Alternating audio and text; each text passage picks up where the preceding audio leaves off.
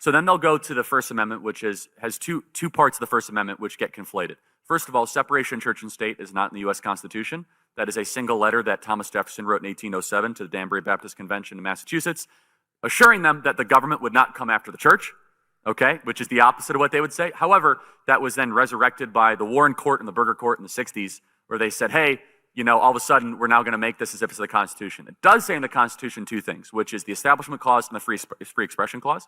The Establishment Clause is that Congress shall make no law prohibiting the free exercise thereof. What they were most worried about was a Presbyterian or a Anglican or a Quaker type religion taking over the federal government. Instead, it was that there is not going to be a state-run religion or a state-run government. Did you know that one of the first acts of Congress was taxpayer-funded Bible printing and distribution?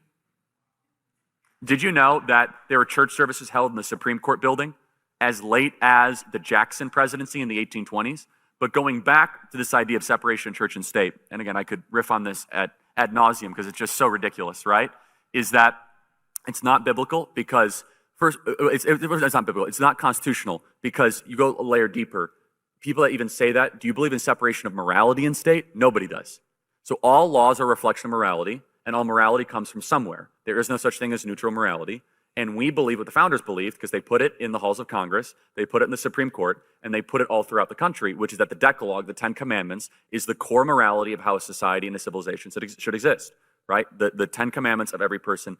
And finally, and this is the kicker, if the founding fathers were not Bible-believing church-trained Christians, why did they put Leviticus on the Liberty Bell?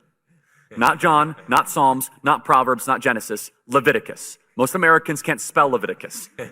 Leviticus 25:19, proclaim liberty throughout the land of which you are in. It is one of the most sinister, most unsubstantiated lies that does not come up against any sort of academic scrutiny. This idea that founding fathers were a bunch of Enlightenment common law deists. The reason they hate it is because the reason they must say this is that if we actually go back to our Christian roots and we go back to where we once were, it's America's best hope for revival.